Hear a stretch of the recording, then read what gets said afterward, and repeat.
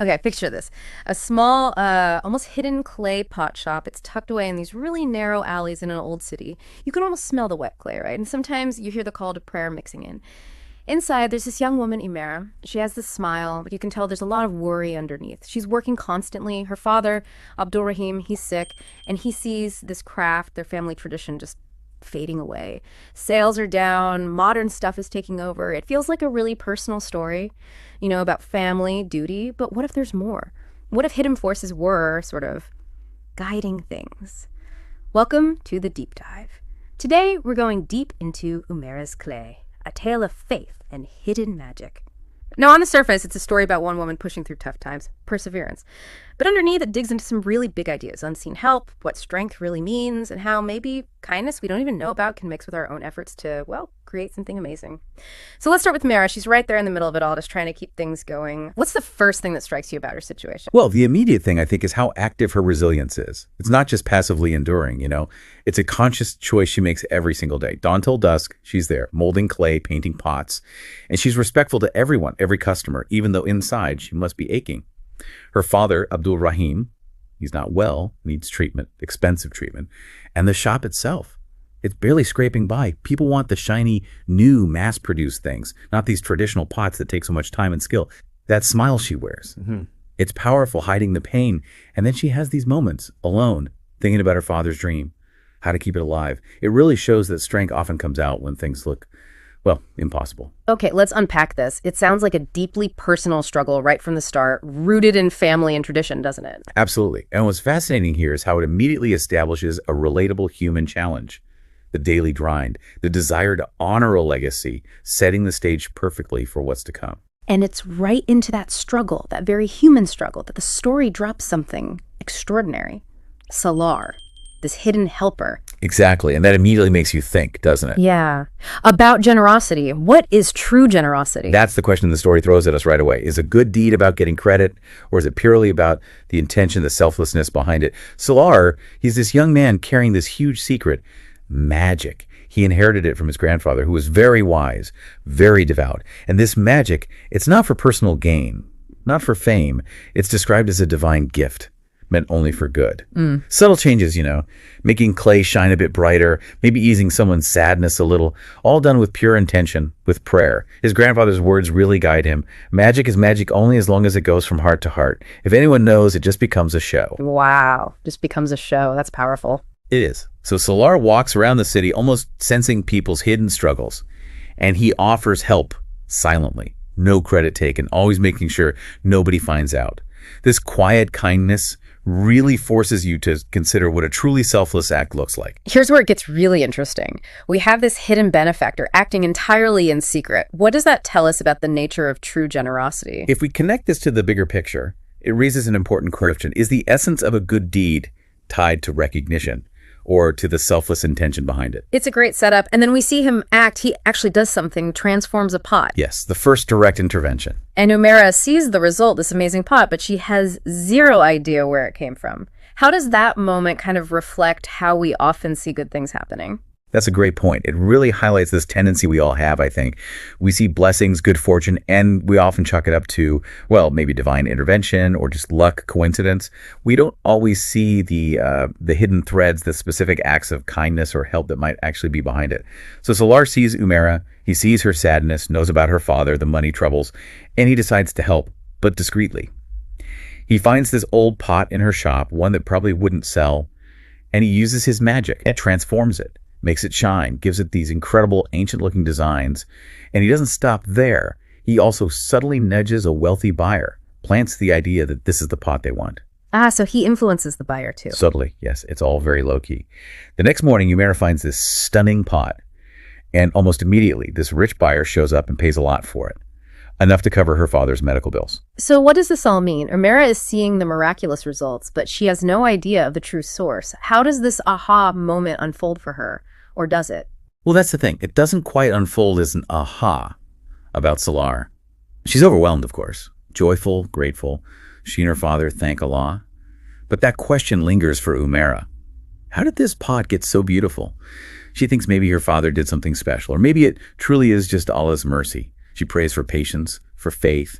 It perfectly captures how we interpret the unexpected good, doesn't it? Yeah. Attributing it, but maybe not always, to the direct hidden cause. And Salar keeps going, right? It's not just a one-off thing. He keeps giving this gentle, subtle support. Exactly. It's like a quiet, consistent push from behind the scenes. But Uméra is still the one doing the work. Her effort is absolutely central, isn't it? Oh, absolutely. And the story balances this beautifully. You have this external aid, this hidden magic, but it never overshadows Uméra's own dedication, her patience, her gratitude.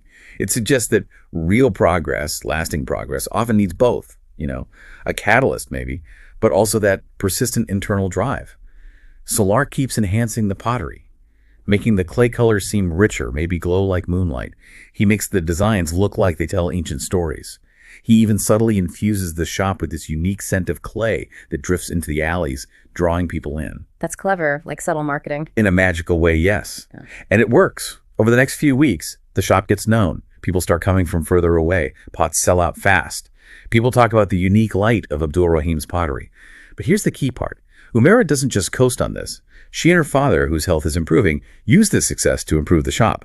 And Uméra starts dreaming bigger, not just surviving, but maybe spreading this art form, maybe exhibiting at big craft fairs. And through it all, she consistently credits Allah's mercy. Her belief and her hard work are amplifying that subtle help. Then things get tough again. The story throws challenges at her, a storm, a theft, big setbacks. Yes, major setbacks. But her reaction, it's incredible. It's not just about the magic anymore, is it? It's about her inner spirit. Definitely. These trials really bring her character and the community's character to the forefront. It raises that question: how do setbacks become opportunities for growth? The story shows that these external challenges, when you meet them with faith and perseverance like Uméra does, they actually reveal and strengthen your inner qualities. And often they bring out the best in the people around you too. Yeah. So there's this terrible storm, floods the alleys, destroys so many pots, months of work just gone. Uméra cries at first, naturally.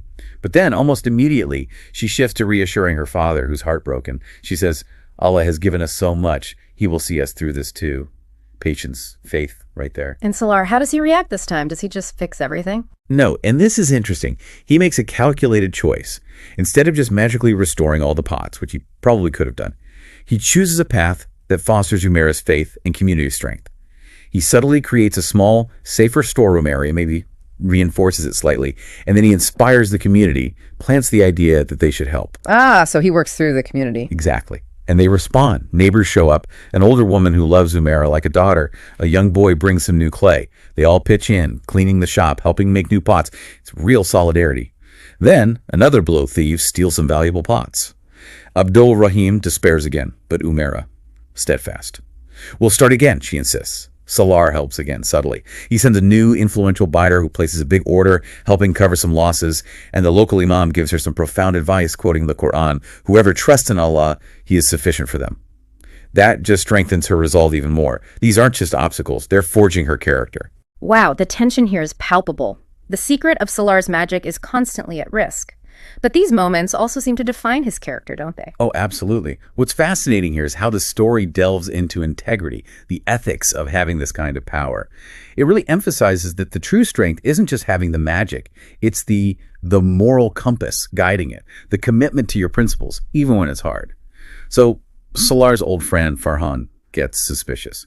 He sees Salar always calm, sees Uméra's shop suddenly thriving. He follows Salar one night, and he sees Salar using the magic on a pot. Oh no, what happens? Salar confronts him, but he doesn't threaten. He pleads for secrecy. He explains the nature of the magic, why it has to stay hidden to fulfill its real purpose.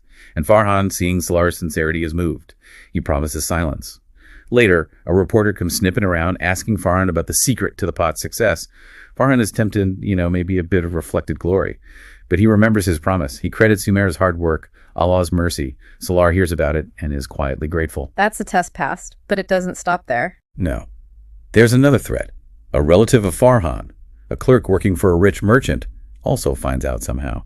And this guy tries to extort Salar. He wants in on the magic, wants a share, but Salar stands firm. He repeats that it's a divine gift for good, not for personal gain. And again, his sheer sincerity seems to win out. The clerk backs down, promises not to reveal the secret. These close calls aren't just about plot tension. They really hammer home Salar's character and his unwavering commitment. Principles matter most when there's something big at stake right now. It's incredible to see Uméra's growth through adversity. She's creating beauty, inspiring community, and doing it all while unknowingly supported by a hidden force. What's the central takeaway here for the listener? Well, if we connect this to the bigger picture, it really underscores something important. External help, like Salar's magic, can definitely open doors, provide opportunities, no doubt about that. But the real magic, the lasting stuff, that seems to lie in Uméra's own qualities. Her resilience, her generosity, her deep faith, her absolute dedication to her craft. These are the things that build enduring success, that create real impact. Think about it. She gives a beautiful pot away to a poor boy, Yusuf, for his mother. Just gives it away. Salar subtly enhances that pot, makes it extra special. And Yusuf's mother is so touched, she tells everyone about Uméra's kindness and the amazing shop. So Uméra's generosity, amplified slightly, creates more success. So her own actions are key. Absolutely. Then a new shop opens, selling cheap, shiny, modern pots. A direct challenge. Uméra doesn't crumble. She decides, okay, I need to make my traditional pots even better. Salar helps again, subtly enhancing the artistry, maybe fostering a bit more loyalty in her existing customers. Then the imam visits again, and he tells her something profound. He says the light people see in her pots, it doesn't come just from the clay, it comes from her patience, her faith. Wow, that must have resonated deeply. It did. It inspires her. She starts incorporating Islamic art into her designs patterns from old mosques, even Quranic verses. Her pots become not just beautiful, but spiritually meaningful too. Then disaster strikes again. A fire damages the shop. Abdur Rahim is devastated. But Uméra, she's forged in these fires now, isn't she? She says, Allah tests those he loves. We will rebuild. Unyielding. And again, Salar subtly inspires, help traders provide funds, a craftsman donates tools, the community rallies, Bibi Zainab, even a little girl named Aisha helps out. Now, Uméra, full of faith, starts experimenting. New designs, floral patterns, geometric shapes. Salar subtly enhances one of her sketches, makes it glow slightly. Uméra sees it as a sign from Allah. These new designs, they're a huge hit. A traveling poet buys one, writes verses about it, and suddenly Uméra's fame spreads way beyond the city. Her own qualities, her actions, her faith, that's the engine driving this, even with the hidden boost. So the story culminates with Uméra's triumph, yet the quiet hero Salar steps away. It's a powerful ending to this deep dive. It really is. And it brings up big questions, doesn't it? Yeah, like what is success really? And how do we even measure the impact of things we can see versus things we can't? Exactly. Uméra's pots get shown at major craft fairs. They're a sensation. The Salar gives them one last little boost, makes sure her stall gets noticed, which leads to big orders, long-term contracts. Years go by. That little shop, it becomes this thriving business. It employs local artisans. It actually helps revive the whole craft of pottery in the region. Abdur Rahim is there, proud, giving advice, seeing his dream come true through her. And Uméra, she doesn't forget where she came from. She starts a charity, uses some of her profits to help families in need. But here's the kicker. She never finds out about Salar. Never. She genuinely believes her incredible success came from her hard work, her prayers, her perseverance, her trust in Allah. And in a way, she's right. Her patience, her gratitude, her faith, they became her magic. That's beautiful, her own magic. Yeah. And Salar sees this. He sees she's thriving on her own steam now, supported by the community's love. His magic isn't really needed anymore in the same way. So he decides it's time to move on, find a new journey. He visits a shop one last time, buys a small pot anonymously, and leaves. He lives by that lesson from his grandfather. The real purpose of the gift is pleasing Allah, doing good, not getting famous. His departure really underscores that the best kind of help empowers someone to find their own strength. So this deep dive into Uméra's clay, it's taken us from that struggling shop in the old alleys to this flourishing enterprise that touched so many lives. We've seen how faith, sheer hard work, community spirit, and yeah, that little touch of hidden kindness can all weave together. It's a remarkable tapestry, really. It really is. Yeah. And it leaves us, and you listening, with something pretty compelling to think about, doesn't it, in our own lives? When we're striving for something, working hard, or maybe when we achieve something really good, how often do we actually know all the forces that played a part? You know, those quiet acts of kindness from others, maybe moments of pure luck or serendipity, or perhaps something even deeper. What does it mean to trust in our path, even when we can't see every single contribution, but we can definitely feel their impact? Something real, something transformative.